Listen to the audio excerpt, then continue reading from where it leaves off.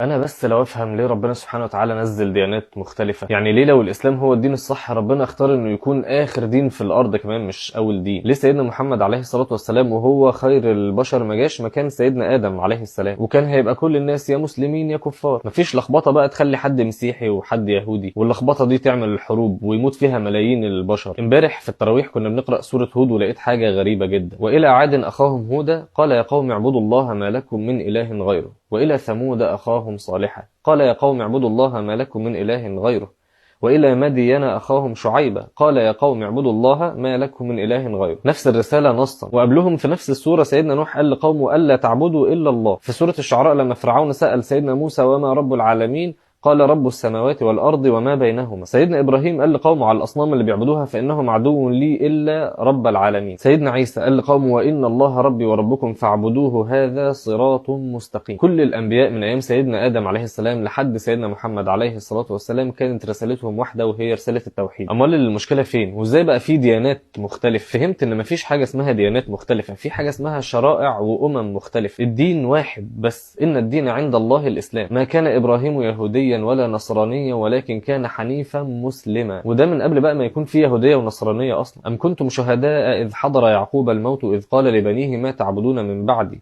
قالوا نعبد إلهك وإله آبائك إبراهيم وإسماعيل وإسحاق إلها واحدا ونحن له مسلمون. قال الحواريون نحن أنصار الله آمنا بالله واشهد بأننا مسلمون. فالرسالة واحدة هي رسالة التوحيد، والدين واحد هو الإسلام. أما إيه الشرائع بقى؟ وليه في مسميات مختلفة؟ وليه هي مش شريعة واحدة برضه؟ الشريعة هي الطريقة اللي بتعيش بها حياتك وبتعبد بها ربنا سبحانه وتعالى، وده اللي خلى الشريعة بتختلف على مر العصور حسب قدرة البشر على الاستيعاب والفهم. هو أنا ما قلتلكمش أصل بقية الآيات في سورة هود بتوضح رد الأقوام دول على الرسل لما كانوا بيقولوا لهم اعبدوا الله ما لكم من إله غيره؟ قالوا يا شعيب أصلاتك تأمرك أن نترك ما يعبد آباؤنا أو أن نفعل في أموالنا ما نشاء؟ شريعتك هتخلي فلوسي وشقاية مش هينفع أتصرف فيهم براحتي؟ فلوسي يا جدع يكش أولع فيهم، أنا هجيب حمام وطياره. في فقراء بقى ولا مفيش فقراء؟ وأنا مالي ما يموتوا وحتى يريحونا من الزحمة ويرتاحوا من الفقر. الجزء ده من شريعتهم إن هم يحسوا بالمحتاج، ودي حاجة إنسانية جدا كان بالنسبة لهم صعب جدا، وكان بالنسبة لهم في زمانهم لا ده التزام كبير جدا بصراحة مش هنقدر. تخيل دول لو كانت قال لهم صوموا وصلوا وزكوا وجاهدوا في سبيل الله، لا ده خيال علمي بقى. ده حتى آخر شريعة عشان الصحابة رضوان الله عليهم يقدروا يستوعبوها نزلت على مراحل. الآية بتقول ما ننسخ من آية أو ننسها نأتي بخير منها أو مثلها. الصلاة والصيام والزكاة بشكلهم الحالي مش كلهم اتفرضوا كده مرة واحدة. ربنا سبحانه وتعالى اللي خلق العقل البشري وعالم قد إيه العقل ده عبقري، وعالم قد إيه العقل ده بيتطور بشكل رهيب، وفي نفس الوقت عالم بعنده وكبره. عشان كده الآية في سورة المائدة لكل جعلنا منكم شرعة ومنهاجا. كل زمن ليه أوامر ونواهي معينة بتتناسب معاه. أيام سيدنا آدم عليه السلام كان الأخ ينفع يتجوز أخته بشرط إنها ما تكونش من نفس البطن. مع تطور العقل البشري بقى ورقيه مع مرور الزمن هيقدر يستوعب الشكل الأجمل والأكمل للجنس البشري. إنما صعب جدا تاخد طفل تدخله سنة الامتياز في الطب وتستغرب هو ليه مش فاهم. سيدنا محمد عليه الصلاة والسلام بقى أرسل بالشريعة الخاتمة، ثم جعلناك على شريعة من الأمر فاتبعها. أرقى وأكمل وآخر الأوامر الإلهية اللي بنزلها الآية بتقول اليوم أكملت لكم دينكم وأتممت عليكم نعمتي ورضيت لكم الإسلام دينا. شريعة الإسلام هي الشريعة اللي كملت الدين كله. سيدنا محمد عليه الصلاة والسلام أرسل في التوقيت الأنسب لإكمال المهمة دي. عشان كده سيدنا محمد عليه الصلاة والسلام قال مثلي ومثل الأنبياء من قبلي كمثل رجل ابتنى بنيانا فأحسنه وأكمله إلا موضع لبنة من زاوية من زواياه فجعل الناس يطيفون به ويعجبون منه ويقولون ما رأينا بنيانا أحسن من هذا إلا موضع هذه اللبنة فكنت أنا تلك اللبنة. الأنبياء كلهم بيكملوا بعض، وسيدنا محمد عليه الصلاة والسلام هو خاتم وسيد الأنبياء والمرسلين. اللي حاصل بقى ان مع رسالة سيدنا محمد عليه الصلاة والسلام في من الشرائع اللي قبله اللي ما امنش بيه. اليهود قال لك لا ما يبقاش نبي اخر الزمان من العرب، لازم يكون مننا. المسيحيين قال لك لا ده مش نبي اصلا، ده استغفر الله العظيم ده راجل كذاب. البوذيين والسيخ وغيرهم كل مجموعة مسكوا شريعة معينة من نص الشرائع كده وقال لك بس هي دي احنا هنكمل عليها، فيلاقوها ناقصة حاجات كتير فيبداوا يجودوا من عندهم بقى. طب اشمعنى اخترت الشريعة دي؟ يعني ليه مش اللي قبلها؟ ليه مش اللي بعدها؟ تختلف الاجابات والمبررات وتقوم حروب ويموت ملايين البشر، لانك عمرك ما هتلاقي مسيحي معترف ان في حاجه اسمها اسلام اصلا، ولا اليهودي بيقول لك هو ليه في اسلام ومسيحيه. وقالت اليهود ليست النصارى على شيء وقالت النصارى ليست اليهود على شيء. يعني ما فيش يهودي ولا مسيحي شايف ان في دين غيره، انما في مسلم مستغرب هو ليه ربنا نزل ديانات مختلفه.